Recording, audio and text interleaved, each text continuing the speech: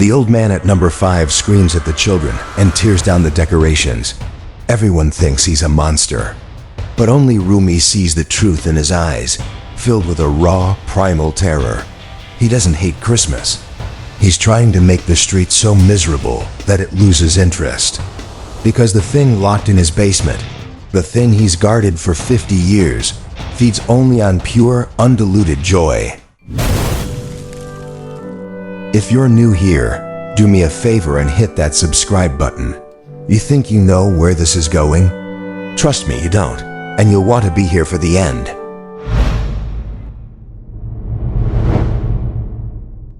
Mary Street is practically vibrating with Christmas spirit. The air, thick with the scent of gingerbread and pine, is a physical pressure against Rumi's skin. Every twinkling light, every off-key carol sung by the neighborhood kids, sends a pulse of energy straight into the dark heart of number 5. She can feel it down to the demon blood in her veins, a low, resonant thrum, like a giant heart starting to beat faster. The joy hunger is waking up. The old man, Mr. Abernathy, is losing. He kicks over a snowman, his face contorted in a pained snarl. The kids just giggle and start rebuilding it, their laughter like little silver bells ringing a dinner bell for the thing below. Rumi, leaning against a lamppost, her electric yellow K-pop jacket a stark slash of color against the wholesome scene, feels a wave of nausea. Her long, thick purple braid feels heavy, like an anchor pulling her into this town's sickeningly sweet nightmare. She has a choice, and it sucks. Option 1. Kick in Abernathy's door, go straight for the basement, and face a creature bloated and supercharged on the festive spirit of an entire street. A straight-up boss fight that could level half the block. Option 2. Help the old man, become the villain. Crush the holiday cheer he so desperately needs to starve the beast. She decides to test the waters. Sauntering over, she accidentally trips over the extension cord for the massive inflatable Santa on the lawn of number 3. The giant figure wheezes and collapses in on itself. For a second, silence. Then, a boy points and bursts out laughing. Soon, the whole street is roaring with delight at the sight of the deflated Santa. The pulse from number 5 strengthens, feeding on their amusement. Her sabotage just made things worse.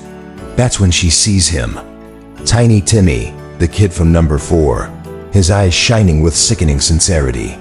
He watches the frantic old man, then Rumi's failed attempt, and a look of profound understanding crosses his face. He gets an idea. A terrible, wonderful, horrifically pure idea. He runs from door to door, whispering excitedly.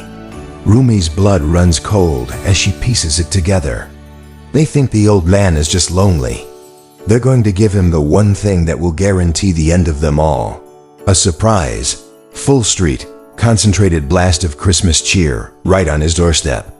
"Hey kid," Rumi says, intercepting Timmy as he runs past. Maybe the old-timer just wants to be left alone. Some people aren't big on the whole holiday thing. She tries to inject a cool, dismissive tone into her voice, the kind of world-weary vibe a big-shot idol from Seoul might have. But Timmy just looks up at her, his face beaming. "That's why we have to show him. Nobody should be alone on Christmas." He runs off before she can argue, his belief as solid and impenetrable as a concrete wall. Her failure is a spiral now, pulling her down faster and faster. The residents of Mary Street gather, a small army of cheer, their faces lit by candles and the glow of their phones, ready to record the heartwarming moment. Rumi stands apart, a ghost at the feast. Her tight blue shorts feel ridiculously out of place in the falling snow. Inside number 5, the low thrumming has become a solid, rhythmic thump. It's the sound of something heavy hitting the inside of a cellar door, testing its strength, testing its cage. The old man's face appears in the upstairs window, a pale, horrified mask. He bangs on the glass, his mouth forming the words, "N.O., go away." But they can't hear him, because Timmy gives the signal and the singing begins. Deck the halls. It's loud, it's joyful, it's pure. And it's the worst sound Rumi has ever heard. The thumping from the basement stops. For one terrifying second, there is silence, broken only by the carol. Then comes a sound that tears through the music, the crack of ancient, splintering wood.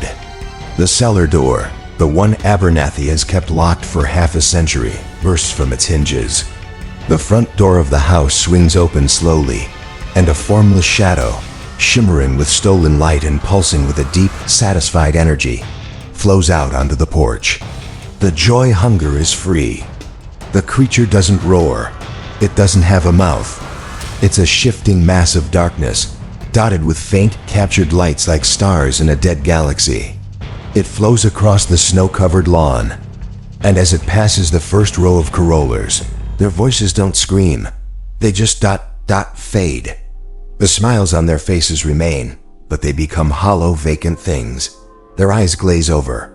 The life, the joy, is being siphoned directly from them, leaving behind empty, breathing dolls.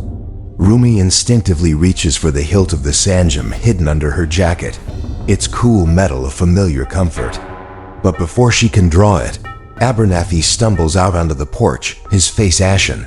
"No!" he shrieks, his voice cracking with despair.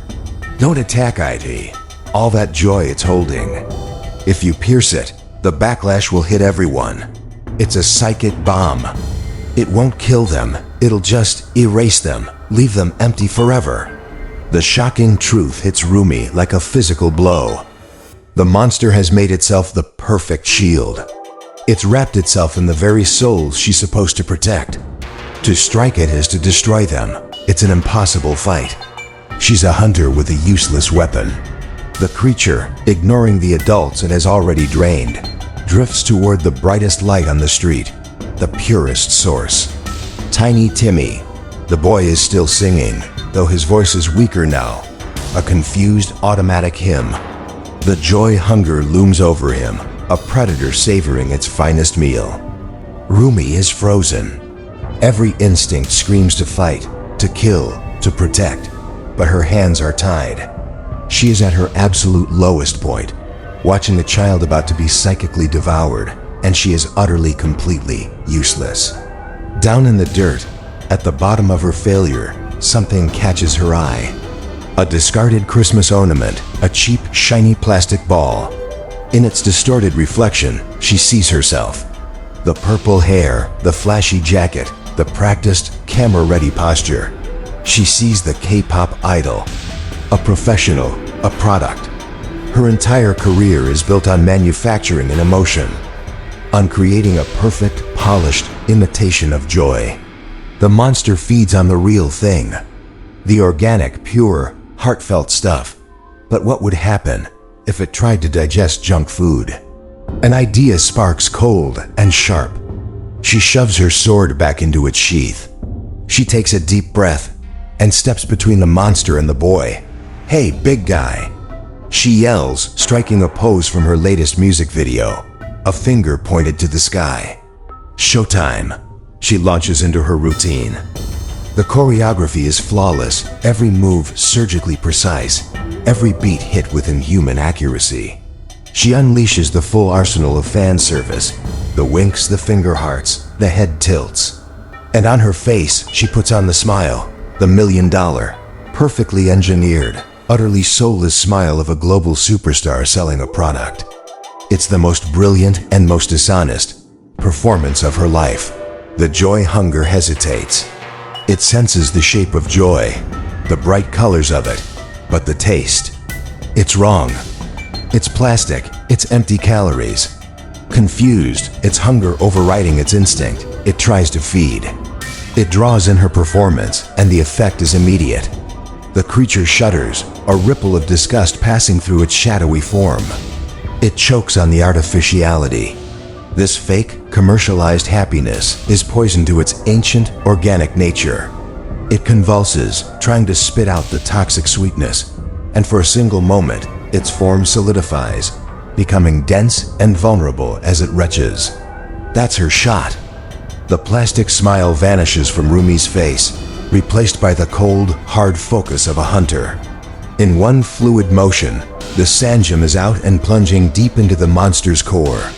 There is no explosion, no psychic backlash. Just a sound like 1,000 balloons deflating at once as the creature dissolves into nothing, releasing its stolen joy back into the dazed residents of Mary Street. Silence falls. The streetlights flicker. Mr. Abernathy looks at Rumi, and for the first time, a small, weary, but completely genuine smile touches his lips. The magic of Christmas didn't save them tonight.